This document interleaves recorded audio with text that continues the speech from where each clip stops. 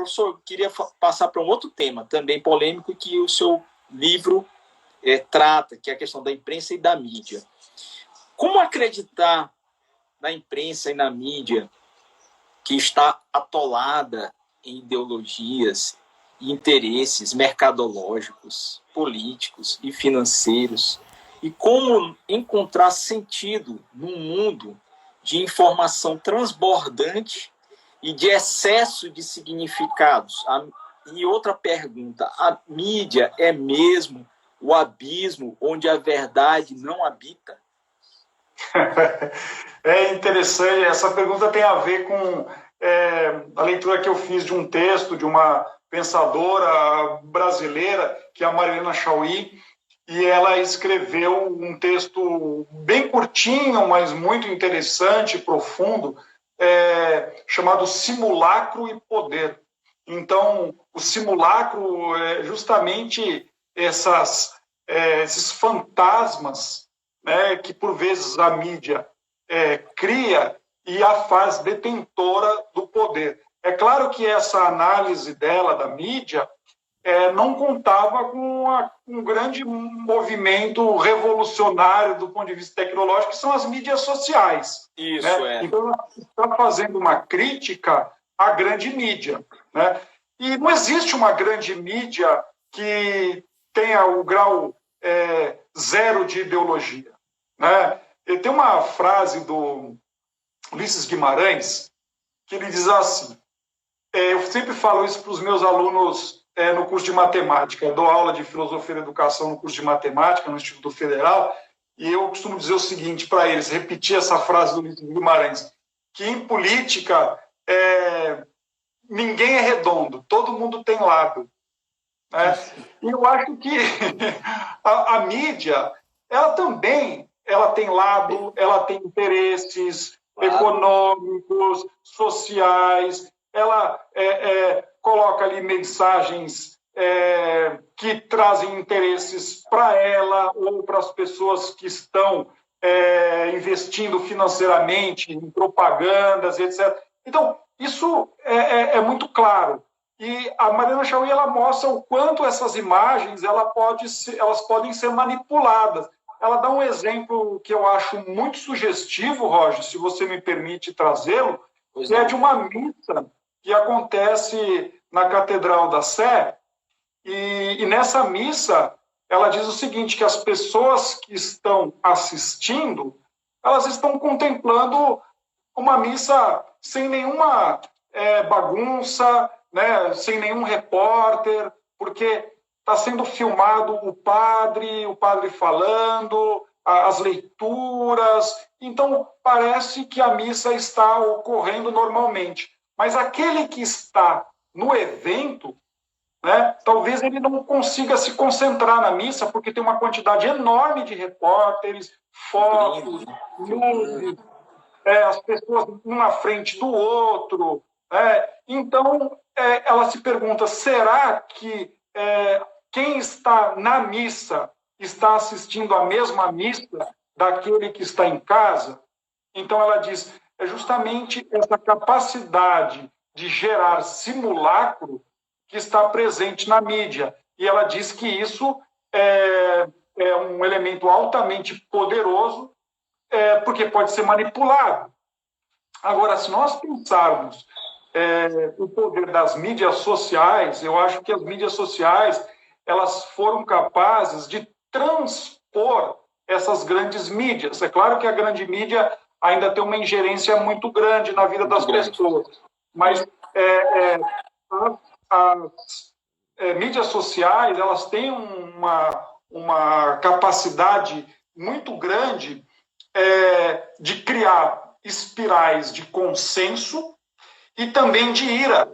Então, parece que, eu diria, a partir de um pensador italiano, ele escreve uma obra chamada Engenheiros do Caos.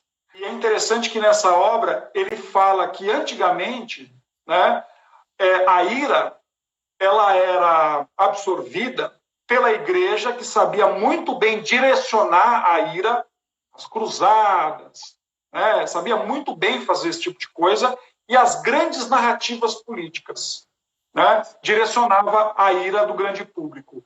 Então, hoje, essas instituições, essas grandes narrativas, elas não são capazes de fazer isso. E a ira, ela está perdida dentro do pântano das mídias sociais. Então, um político que consegue detectar a ira, onde está a ira, elaborar mensagens capazes de reunir uma massa irada e aí, a partir disso, direcionar a ira das pessoas, ele ganha uma eleição. A eleição, hoje, ela é ganha a partir da ira. Então, por exemplo, qualquer político que esteja no poder hoje, numa eleição de grande porte, só fará frente a esse político aquele que conseguir direcionar a ira presente nas mídias sociais. E veja, o indivíduo que está nas mídias sociais, ele acha que por estar nas mídias sociais, ele tem o controle da mensagem. E, na verdade, é justamente o contrário. Quando ele tem um certo engajamento, né, a partir de uma rede social de um determinado político, a partir daí ele começa a ser conduzido. Então, ele não pensa, ele é pensado, ele não deseja, ele é desejado, justamente porque é feita uma narrativa, por vezes com fake news, com teorias da conspiração, que oferecem para o indivíduo todos os recursos para que ele pense, né, o horizonte político e para que ele acomode e repudie toda a crítica feita a um determinado candidato. Então, quando ele consegue fazer isso, né, ele consegue ganhar a eleição. Eu vou dar um exemplo da última eleição, que foi altamente polarizada, e a ira faz justamente isso, né? Ela polariza muito, porque a política antes era uma política do centro. Né? O Lula, por exemplo, para ser eleito, ele teve que fazer aquela carta aos brasileiros mostrando uma tendência do extremo para o centro. A partir disso, ele conseguiu ganhar a eleição. Hoje, o que o bolsonarismo vem mostrar, que a política ela tende aos extremos. Então, quanto a mais posição agora é do centro para os extremos, né? Não é mais dos extremos para o centro, é do centro para os extremos. Né? Sim, se você pega, por exemplo, um político que tende ao centro, vamos pegar aqui o Alckmin, por exemplo. O Alckmin hoje ninguém tem paciência para escutar. Né? Porque ele começa a falar, ou seja, não tem palavrão. Manso, não vai atacar ninguém, aquela linguagem rebuscada, lenta, calma, ou seja, não tem a ira, não tem o objeto para ser atacado. Né? Isso. A fala dele não é uma novela. Agora você pega, por exemplo, o Bolsonaro, ele faz da vida política uma novela, de tal maneira que as pessoas elas ficam grudadas nas telas dos celulares, iPad, televisão, computador. Para saber qual é o próximo capítulo, o que vai acontecer amanhã.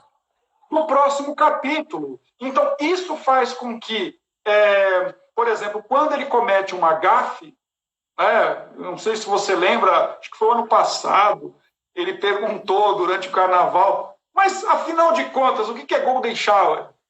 Né? E aí todo mundo começou a tirar sarro, principalmente na universidade. Olha, é um bobo e não sei o quê. Mas muitos brasileiros também não sabiam o que era um Golden Shower. E quando olhavam que talvez a maioria não soubesse. Pois é. E aí, quando olhavam para isso, falavam, olha só, né? Esse político é justamente uma espécie de projeção do meu desejo, da minha vontade, da minha pessoa. Então, veja, o Bolsonaro, o que ele foi capaz de fazer, perceber o bolsonarismo, perceber que a ira pode servir como substrato da política. Sabendo manusear as mídias sociais, o indivíduo ele é capaz de ganhar a eleição. E eu vou dizer um negócio, aconteceu isso com a eleição de Donald Trump, aconteceu isso com a eleição de Viktor Orbán, na Hungria, aconteceu isso no Brasil. Então, eu vejo que um candidato só conseguirá fazer frente ao Bolsonaro a partir do momento que ele se parece muito com ele. E isso nos tira a possibilidade de outras opções. É claro que, por um tempo, eu acho que a política ela vai continuar como a política dos extremos, e um pouco mais para frente as gerações elas vão cansar e a política ela vai tender ao centro de novo.